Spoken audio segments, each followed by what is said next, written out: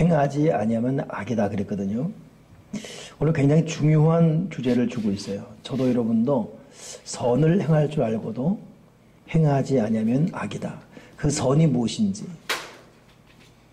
그것은 이제 생각할 텐데 그 전에 먼저 우리가 사는 이 세상이 어떠한지 또 우리가 어떠한 존재인지가 무엇인지를 좀 정의해야 돼요. 제가 오늘 그 헤럴드 경제에 나온 기사를 보니까 아시아 태평양 외교 전문지 중에 디플로마트라는 게 있어요. 거기 신문 기사가 일본 주요 매체들과 함께 다룬 내용이 뭐냐면 한국은 지금 헬조선인가? 헬은 지옥이거든요. 한국은 지옥. 그리고 절망하는 청년 급증하는 가혹한 경쟁사회. 이렇게 해서 일본의 유수한 그 언론들이 우리나라를 그렇게 의구심을 갖고 주목하기 시작한 그런 내용이에요. 이것이 이제 디플로마트에 기록이 됐는데 이들이 왜 한국이 지금 이렇게 헬조선이라는 말로 되고 있는가? 그 이유를 그것은 한국 사람들은 초과 근무에 익숙하다. 과도한 경쟁으로 인해 야간 학습 등 과도한 업무량이 만성화됐기 때문이다. 그러면서 이 헬조선이라는 말이 나온 이유를 일본의 이 네티즌들이 하는 말은 이것은 박근혜 대통령 때문에 탄생했다라고 또 주장하기도 하는 그런 내용이 지금 일본에 쭉 기록되어 있어요. 아사히 신문이라고 우리가 귀에 있죠. 이 아사히 신문에서는 올해 세계 트렌드를 다루는 그 세개발 2015라는 루포기획에서 한국 청년들의 실업난을 N4 세대로 했어요. 이 포기하는 시대.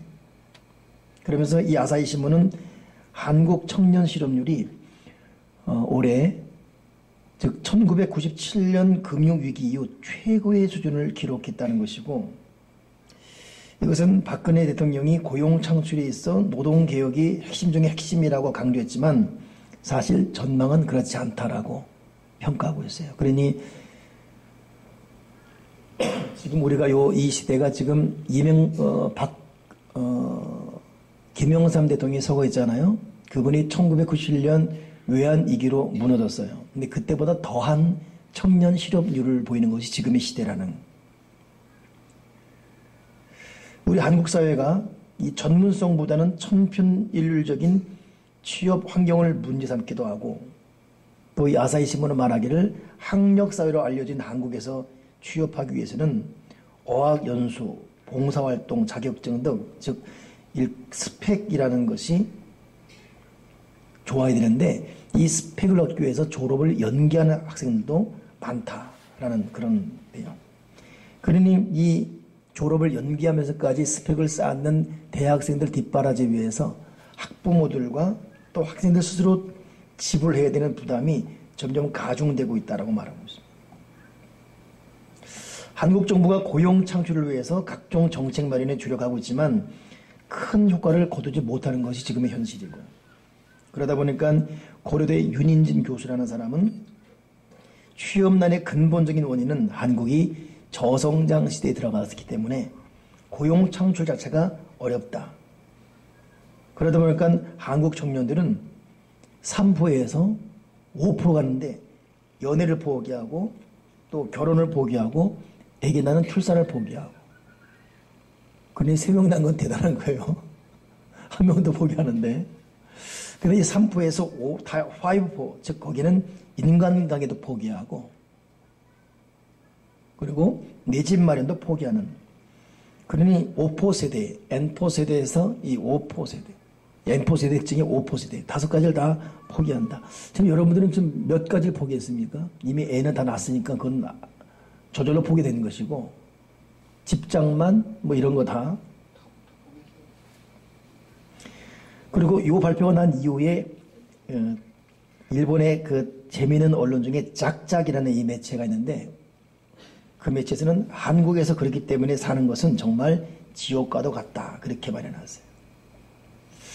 일본 수필 작가 다츠키 야스시는 10대를 수험전형에 몰두하는 데 보냈더니 그 다음에는 취업이라는 좁은 문을 통과하기 위해 대학생을 보내는 것, 이것이 한국의 현실이다.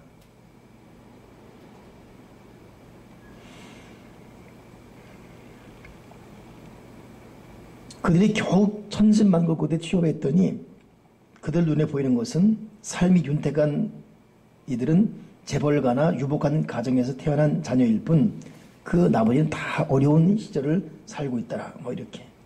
그러니 서민의 자녀는 매일 남들보다 부지런히 일해도 월급이 오르지 않고 결혼도 어렵다.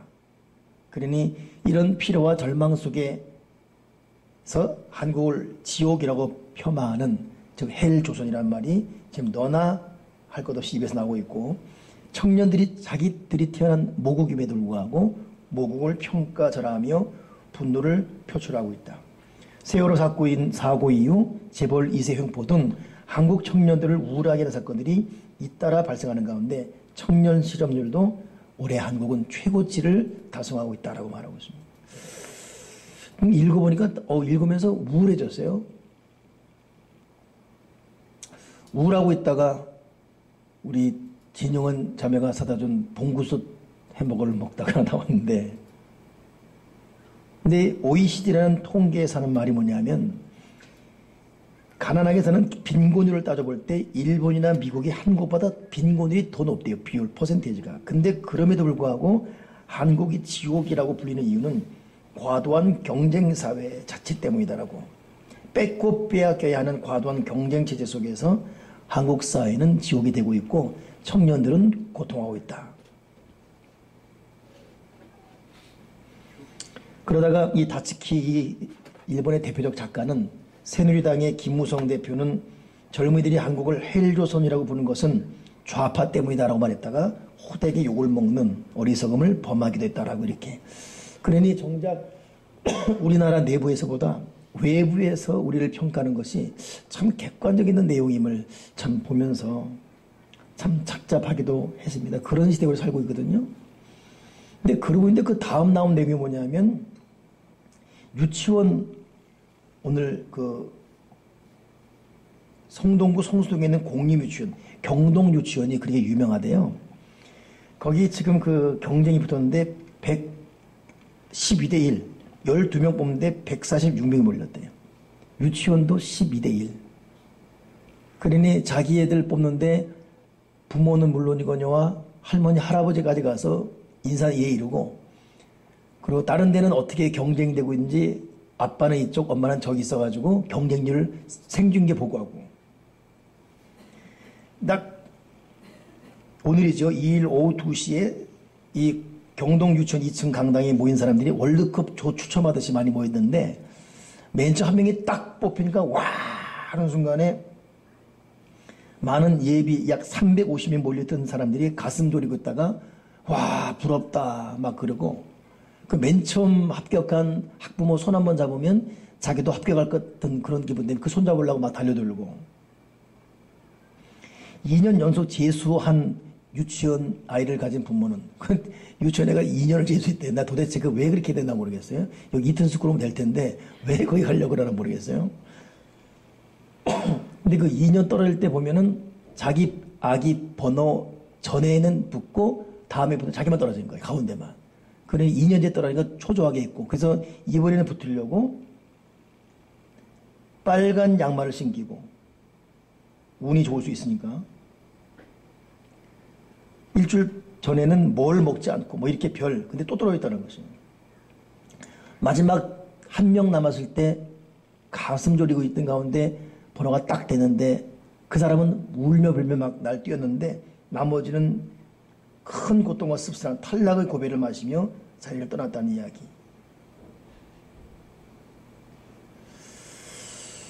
그러면서 거기서 하는 말이 뭐냐면 사립유치원 보내려면 안전문제나 급식위생이 걱정되기 때문에 공립 보낸다. 빨리 국공유치원이 세워주겠다. 난 이따 끝나고 좀 물어보고 싶어. 우리 이게 사실 기사인지. 이 대한민국 유치원이 많은데 그죠? 예? 참 그래 저는 오늘 이 우리나라 현실을 아까 이 말씀을 준비하면서 가만히 보면서 유치원도 12대 1. 어제 우리 대학 입시 발표 났죠? 진정은 합격해서 저렇게 여유 있게 있지만 서울대 경영학과 애들 점수가 500 몇 점이지? 모르지. 근데 그러더라고 서울대 경대 애들이. 근데 고대 애들하고 보니까 8점 차예요. 그리고 경희대 애들이 그것 또한 2점 더 내려가고 10점 차이. 10점 아무것도 아니잖아요. 근데 서울대 나왔다, 고대 나왔다, 경희대 나왔다, 그 밑에 나왔다, 사회에서 확 차이가 나버리는 거예요. 여러분 학교 다닐 때, 저희 학교 때는 그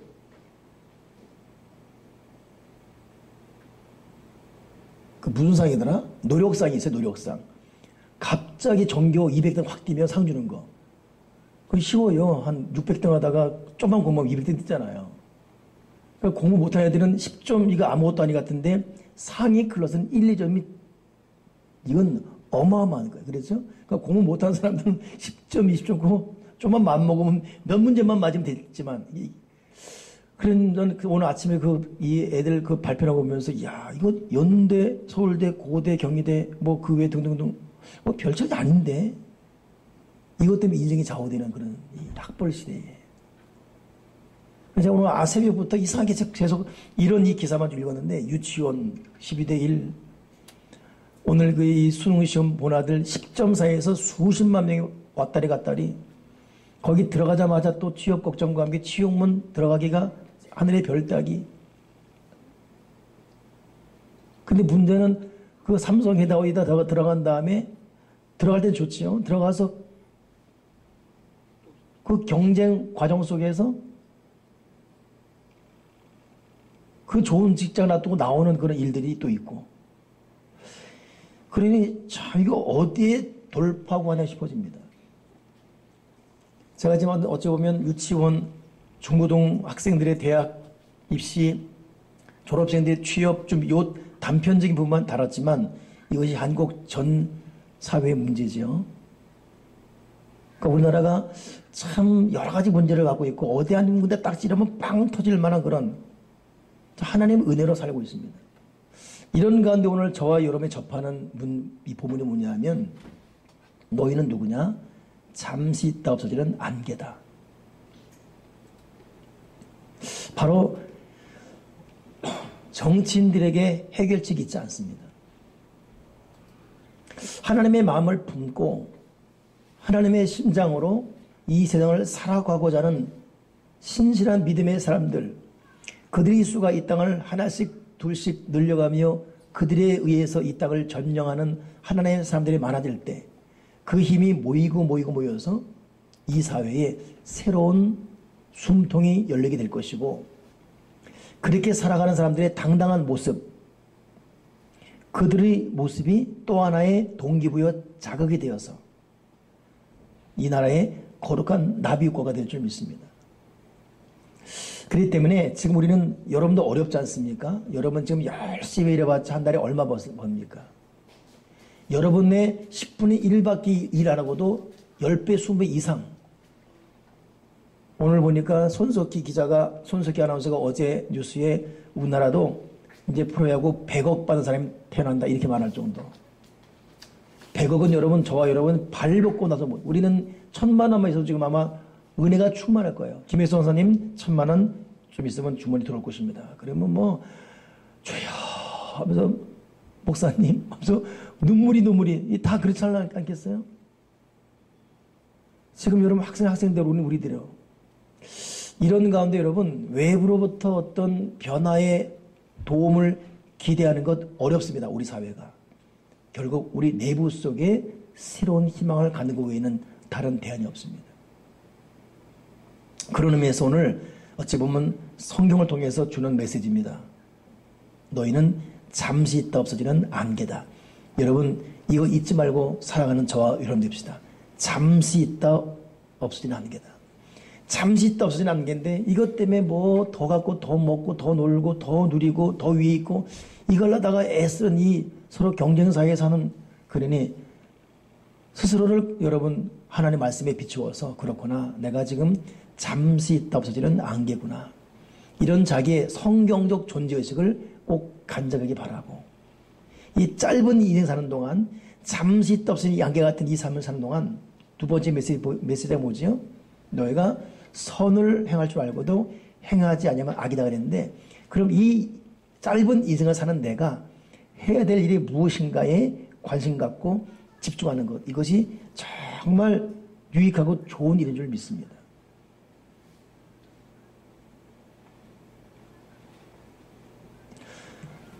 조금 아까 여러분 경성 유치원인가 거기 경동 유치원인가 거기 합격한 애들 12명 그 부모는 아마 오늘 굉장히 기분 좋을 거예요. 그렇죠? 그거 여러분 며칠 못 가요. 세상 기쁨 그런 겁니다. 야 서울대 갔다 연대 가도 갔다 와 그거 오래 기쁨 못 가요. 저도 이번에 성화 합격한 것 때문에 참 좋았거든요. 서로 너무 축하한다 끼하기도 하고 다 잊어버렸어요. 아무도 기억나는 게 없어요. 2, 3일 못 가요. 다 잊어버렸어요. 그 여전히 내 목회적인 사역, 내가 풀어갈 인생 문제 이것 때문에 똑같은 고민으로 가요.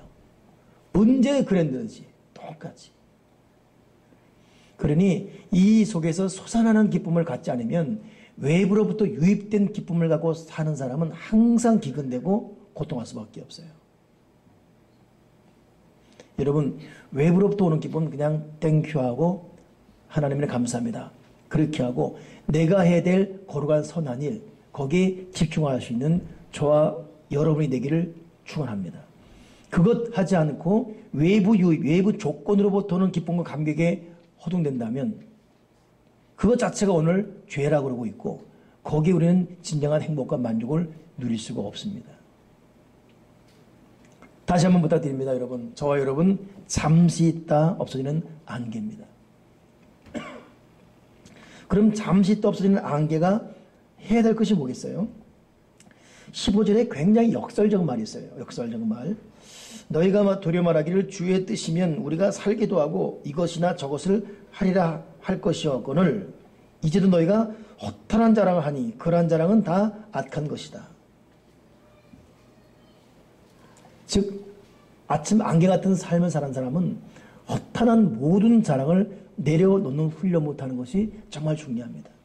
여러분 우리가 자랑하면 하나님은 자랑하는 것에 대해서 망신하거나 혹은 후회할 어떤 일들을 만나게 하십니다. 그러니 아침 안개 같은 존재들은 자랑하지 않는 것을 훈련해야 돼요. 하나님 내 입술로 자랑하지 말게 하시고 내수지 말게 도와주시옵소서. 우리 살아오면서 이런 것 많이 경험하잖아요. 저도 마찬가지거든요. 자랑하면 꼭 망신당할 일이 생겨요. 자랑하면 거꾸로 되는 일이 생깁니다. 그리고 고백하기를 절대 내가 앞으로 내 자랑하지 않겠습니다. 이런 고백할 수밖에 없는. 왜냐하면 택함 받는 백성일수록 그렇게 몰아갔습니다. 그러니 첫째는 아침 안개라는 것 깨닫고 잠시 있다 없어지는 안개라는 깨닫고 천년만년 살 것처럼 착각하지 말고 오늘 하루를 정말 귀중하게 소중하게 살아가시고 두 번째는 어떤 내용이건 내 입술로 자랑하거나 내세우지 말게 도와 주시옵소서. 세 번째가 뭐냐면 17절에 그러므로 사람이 선을 행할 줄 알고도 행하지 아니면 죄다 그랬는데 결국은 자기가 아침 안개다. 두 번째는 내 입술로 자랑하지 말게 하시고 세 번째는 내가 선을 행하게 도와주시옵소서. 근데 이 선이 무엇이냐입니다. 선.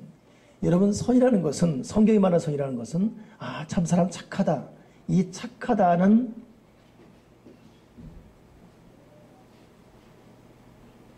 행동적 성향보다도 자기가 마땅히 해야 될 존재론적 현실을 말하고 있어요. 그래 하나님이 선하다 하는 것은 하나님이 착하다가 아니라 하나님은 하나님이기 때문에 하나님이 하실 일을 하고 있다는 것이에요. 여기 김용 기사님이 참 착하다. 김용 기사님이 참 선하다 할 때 모든 여자에게 잘해요. 그건 악한 거예요. 그거는.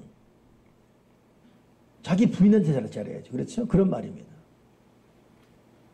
그러니 선하다는 말은 자기에게 주어진 이 본분에 충실히 열심히 할 때 이것이 선하다는 말이에요.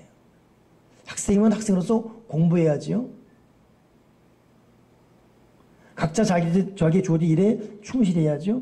이것이 선하는 거예요. 그러니 지금 여러분 외부적인 것 막 따지고 하기 이전에 주여 내가 아침 안개로서 내가 자랑하지 말게 하시고 오늘 내가 해야 될 나에게 주어진 일을 내가 똑바로 깨닫고 그 일에 집중하게 도와 주시옵소서.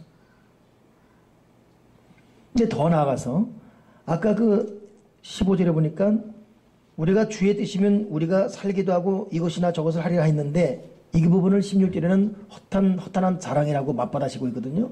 즉 스스로 하나님의 뜻이라고 착각하며 나대지 말고 정말 하나님의 뜻인지 물어보면서 그분의 음성이 들리기까지 기다리다가 그분의 뜻일 때 움직이는 본문에 맞는 삶을 훈련하라. 이것이 오늘 야고보 기자가 우리에게 하고 싶은 말입니다. 여러분 야고보 기자는 그때나 지금이나 험한 세상임을 알고 있습니다. 근데 그 속에서 우리 인생이 짧음을 알고 있어요. 이 짧은 인생 가운데 이것저것 다 할 수가 없습니다. 내가 해야 될 정말 하나님 아버지가 기뻐하시고 허락하신 그 일, 내가 그 일을 위해서 내 직분에 맞게끔 최선을 다하게 도와 주여 주시옵소서.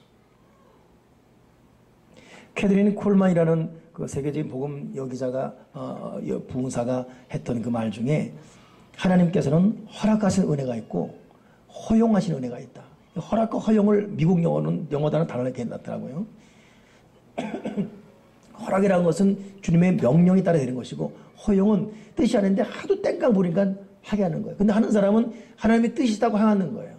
근데 그런 사람은 내도도 스스로 깨닫게 하는 방법밖에 없다는 것입니다. 그러니 우리가 자랑하지 않되 나에게 주어진 진짜 하나님의 일이 무엇인지 물어보고 내가 해야 될 그 일을 하는 올바른 채널을 맞춰가는 그런 사람이 되게 해 주시옵소서. 여러분 우리가 기진맥진한 이거 무엇입니까? 우리가 열심히 살아왔는데 돌아보니까 되어진 일이 없는 일은 무엇입니까? 일산 동광교회라고 저보다 나이가 한 10살 어린 후배가 17년 전에 거길 갔어요. 다들 놀랬습니다. 저보다 10살 어리면 43살짜리가 17년 전에 7살이네요. 7살인 아들이 17년에 갔으면 굉장히 젊을 때 아주 큰 교회 간 거거든요. 근데 그 형제가 이번 주로 마치고 목포로 내려가요. 목포 교회로. 지금 다들 내일 그것 때문에 정말 이게 어떻게 된 영문인가 하고 내일 인사위원회 모여요. 도대체 어떻게 된 영문이냐. 왜 이 좋은 교회에 놔두고 너 내려가냐. 근데 오늘 전화 왔어요. 그 들어보니까 자기의 평생 꿈은 자기 고향에 가서 고향 사람들과 대화 나누고 목회는 꿈이에요. 신학교가 이제 수도권이다 보니까 여기서 공부하고 계속 여기만 있은 거예요. 그러니 자기는 어떤 화려함, 교인 많은 수, 이거의 목적이 아니라는 것이. 하다 보니까 이거 같지만 자기 마지막 목회 마무리는 시골 내려가서 하고 싶다는 거예요. 어찌 보면 우리로 말하면 귀농 형상이지요. 그 후배 말을 들으면서 감동이 되는 거예요. 얘한테는 어떤 수, 화려함, 많은 봉급 이게 관심이 없어요. 자기가 오래전부터 꿈꿔왔던 바로 그 목회, 소박한 목회, 또 그 노인네들하고 어울리는 그런 이 목회. 그게 더 웃긴 것은 거기 있는 65세대 목사님이 일로 오고 이 후배가 글로 가는 거예요. 그러니 더 난리 나는 거죠, 도대체. 근데 어떻게 됐길래 그 싱싱하고 큰 교회에서 그 젊은 목사는 시골로 내려가고 시골 이제 5년 은퇴 앞둔 목사님이 올라오는 거예요. 또 그 목사님 평생 나는 언제 한번 전라도 사람인데 언제 한번 가본데 야 뭐 이랬다는데 이분 덕에 오게 되는 거예요. 이게 다 그 젊고 사나이 마인드로 시작된 것입니다. 난 오늘 그 후배 목사 들으면서 존경스러운 거예요. 야 참 올바른 의식 갖고 올바른 자세 가지고 믿음의 길을 걷는 사람들의 이 마지막 인생의 마지막 그리는 모습이 이런 거구나. 화려하게 내세우고 허둥대고 과시하고 자랑하고 우리 교회 규모가 이렇다, 뭐 우리가 이렇다, 우리 성도 수가 이렇다, 이것은 관심이 없어요. 하다 보니 여기까지 온 것이고 자기 마지막은 자기 길을 찾아야 되겠다는 거. 여러분 사람의 행복은 자기가 있을 자리에서 자기가 해야 될 하면서 하나님 허용이 아니라 허락 속에 살아가는 인생, 이것이 가장 복된 줄 믿습니다. 언제 한번 신문 만평에 멋지게 사육되고 있는 게 이 사육사가 빗질도 해주고 맛있는 밥도 주고 막 이런 게 쭉 있거든요.